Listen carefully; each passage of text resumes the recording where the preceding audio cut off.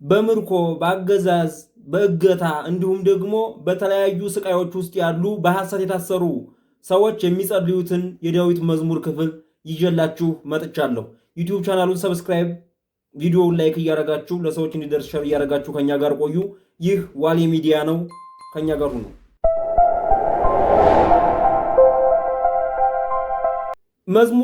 መዝሙር 11 ነው። በዚህ በመዝሙር 11 ላይ ከምናገኛቸው ነገሮች መካከል ቀደም ብዬ ጠቀስኩላችሁ የሚጠቀሱ ናቸው። ማንም ሰው በሐሰት ቢታሰር፣ በምርኮ ቢሆን፣ እገታ ቢፈጸምበት ወይም የተለያዩ ችግሮች ቢደርስበት ይህን የመዝሙረ ዳዊት ክፍል ከዘወትሩ የዳዊትና የውዳሴ ማርያም ክፍል ቀጥሎ በማንኛውም ጊዜ መጸለይና መድገም ይችላል ማለት ነው። መጀመሪያው ሲጀምር ምንድነው የሚለው? አድኅነኒ እግዚኦ እስመ ኀልቀ ኄር ብሎ ነው የሚጀምረው። በትናንትናው ዕለት ሰኔና ሰኞ የሚባለው ቤተ ክርስቲያናችን ባይኖርም ግን እናንተ የዘመን ስጋት ካለባችሁ ወይም የምትፈሩት ነገር ካለ እንዲህ ብላችሁ መጸለይ ትችላላችሁ ከዘወትር ጸሎታችሁ ውጪ ብዬ ነግሬያችሁ ነበር። በዛን ጊዜ ካየናቸው መዝሙራት የመጀመሪያውና አንዱ ይሄ ነው። እንግዲህ አንድ ንጉሥ ጨርሰናል። 10 መዝሙር አንድ ንጉሥ ይባላልና አንድ ንጉሥ ጨርሰናል። ከአንድ ጀምሮ እስከ 10 ድረስ ካሉት ቪዲዮዎች መካከል ዘወትር የምትከታተሉት ማንኛው የሚጣል መዝሙር አገኛችሁ? የሚጣል መዝሙር አያችሁ ወይ? አይ ይሄ ለኔ አያስፈልገኝም፣ አይ ይሄ ለኔ አይሆነኝም የሚል መዝሙር አይታችኋል ወይ? በእርግጠኝነት መልሳችሁ አላየንም ነው የሚሆነው። እስኪ ከአንድ እስከ 10 ካያችኋቸው መዝሙሮች ውስጥ የትኛው ላይ እኔን አይመለከተኝም የሚል አገኛችሁ? እስኪ በኮሜንት ላይ አስቀምጡልኝ፣ ጻፉልኝ። እንግዲህ ከአንድ እስከ 10 ካየናቸው ውስጥ ምንም አይነት የመዝሙር ክፍል እኛን የማይመለከት ወይም የማያስፈልግ የለም። ስለዚህ ሰኞ ዕለት እነዚህን መዝሙሮች የመዘመር ግዴታ አለብን ማለት ነው።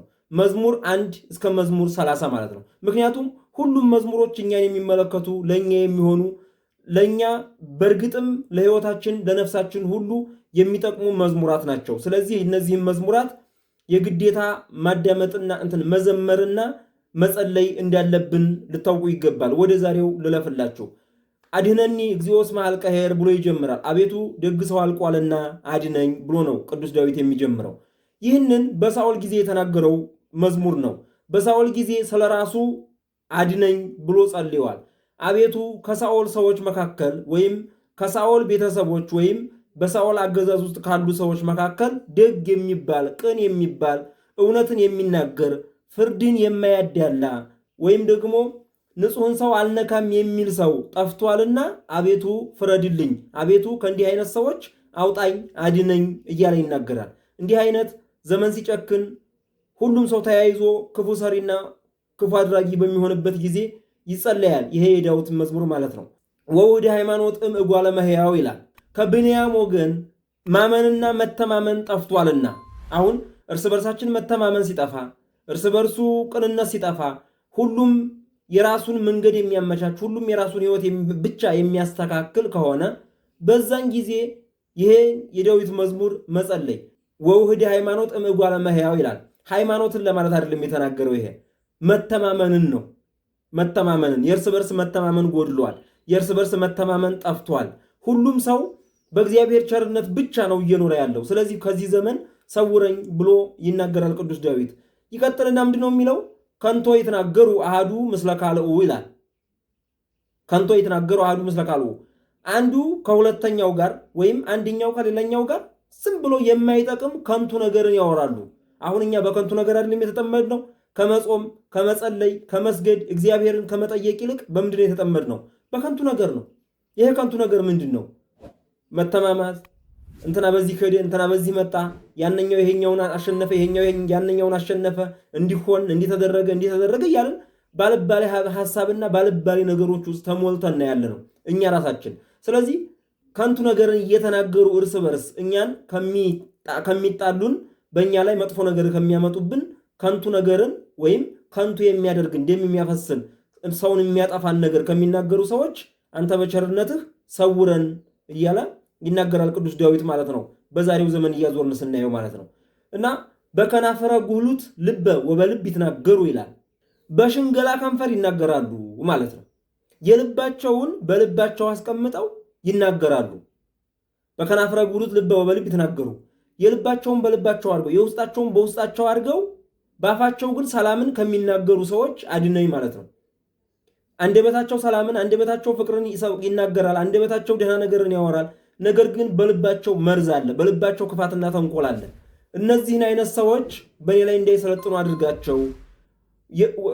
ልበ ወበልብ ይላል። የልባቸውን በልባቸው አድርገው በአፋቸው ቅንን ከሚናገሩ በውስጣቸው መጥፎ ነገርን እያቀዱ በአፋቸው መልካም ነገርን ከሚናገሩ ሰዎች አውጣኝ ሰውረኝ ብለን እንጸለያለን ማለት ነው። ያን ነው በከናፍረ ጉሉት የሚለው ማለት ነው።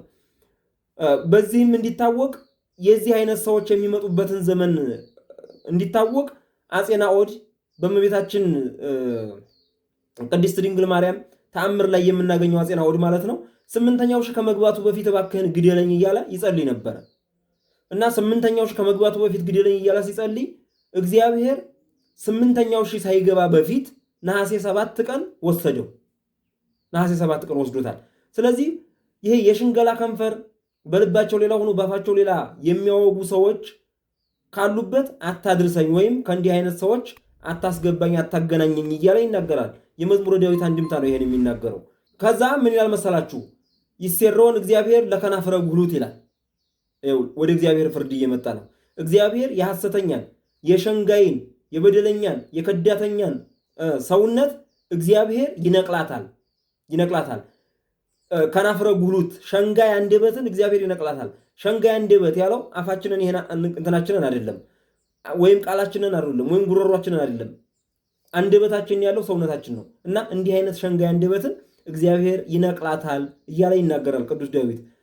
ለነማን ነው? ከላይ ላለው መተማመን ላጠፉ ሰዎች ልባቸውን አስቀምጠው በሽንገላ ለሚናገሩ ለነዚህ ሰዎች፣ እርስ በርስ ከንቱን ለሚናገሩ ለነዚህ ሰዎች ምን ያደርጋቸዋል ይላል ቅዱስ ዳዊት።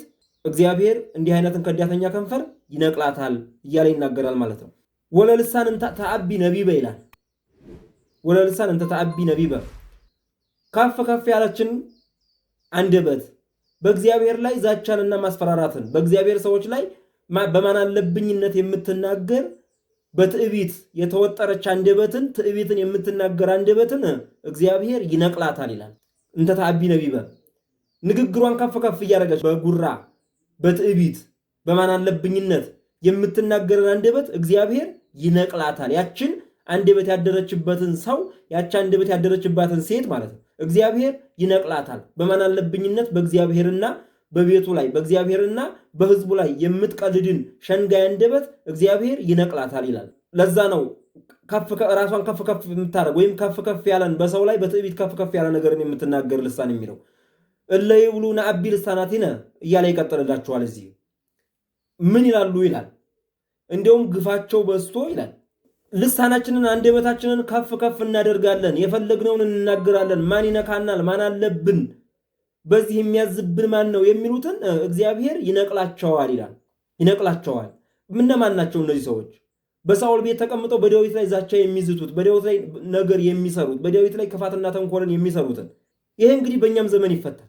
እነዚህ አይነቶቹን ሰዎች የእግዚአብሔር ሰው ነው እግዚአብሔር የቀባው ነው ዳዊት እኮ ሲሏቸው እንደውም የእግዚአብሔርን መቀባትና የዳዊትን መቀባት ንቀው ክፉ ነገርን የሚያረጉ ክፉ ነገርን የሚናገሩ ሰዎችን እግዚአብሔር እነቅላቸዋለሁ አለ።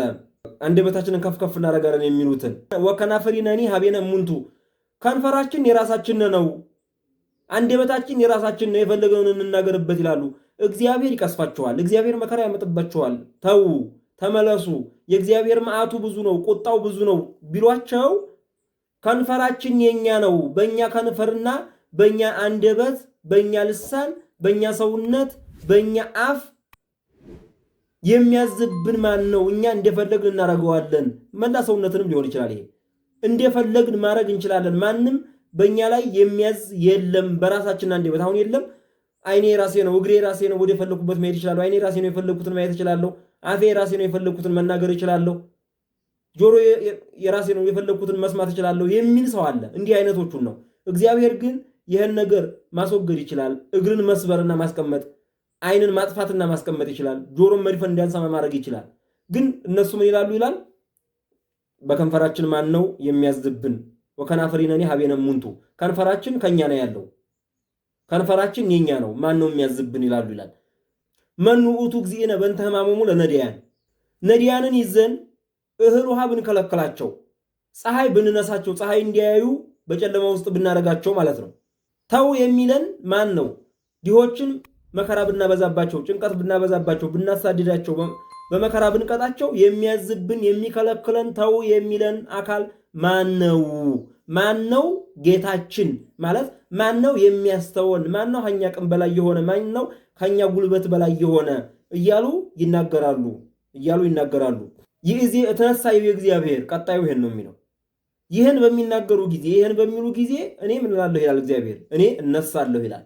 ይእዜ የተነሳ እነሱ ከንፈራችን የኛ ነው፣ አንደበታችንን ከፍ ከፍ እናደርጋለን፣ ልሳናችንም የትዕቢትን ነገር ትናገራለች። ሁሉም ነገር የኛ ነው፣ ማንም አያዝብንም። እንደፈለግን ብናረጋቸው፣ ምስኪኖችን ድሆችን ብናስጨንቃቸው ማን አዛዥ ያለብን ባሉ ጊዜ እነሳለሁ ይላል እግዚአብሔር። ይእዜ የተነሳ ይላል እግዚአብሔር ይልና ምን ይላል? ረሲ መድኃኒት ዋግቦቱ ይላል። መድኃኒትን አደርጋለሁ እገልጣለሁም፣ መድኃኒትን አደርጋለሁ እገለጣለሁም ይላል። ቃለ እግዚአብሔር ቃል ንጹሕ ከመብሩ ጽሩይ ንጡፍ ወፍቱን ምድር ዛጽረይዎ ምስቢተ አንተ እግዚኦ ዕቀበነ ወተማይጸነነ እምዛቲ ትውልድ ዘለዓለም ይላል። አቤቱ ከዚች ልሳኗን ከፍ ከፍ ከምታረግ በአንደበቷ ሽንገላን ከምትናገር ከንፈሬ ራሴ ነው እንደፈለኩ ማዘዝ እችላለሁ ማን ነው በእኔ ላይ የሚያዝብኝ ከምትል እኩይ ትውልድ ከምትል መጥፎ ትውልድ ሰውረን አድነን ይላል የዚህ መዝሙርና እኛም ብንጸልየው ከእንዲህ አይነትና ከመሰል ጉዳዮች ቅዱስ ዳዊት ይከልለናል በጸሎቱ። የቅዱስ ዳዊት በረከትና ረድኤት አምላከ ቅዱስ ዳዊት ከእንዲህ አይነት ነገሮች ይሰውሩናልና በዚህ ልክ እንዲትረዱት እፈልጋለሁኝ። እግዚአብሔር እስካሁን ድረስ እንድንነጋገር ስለረዳን ክብርና ምስጋና ይግባው።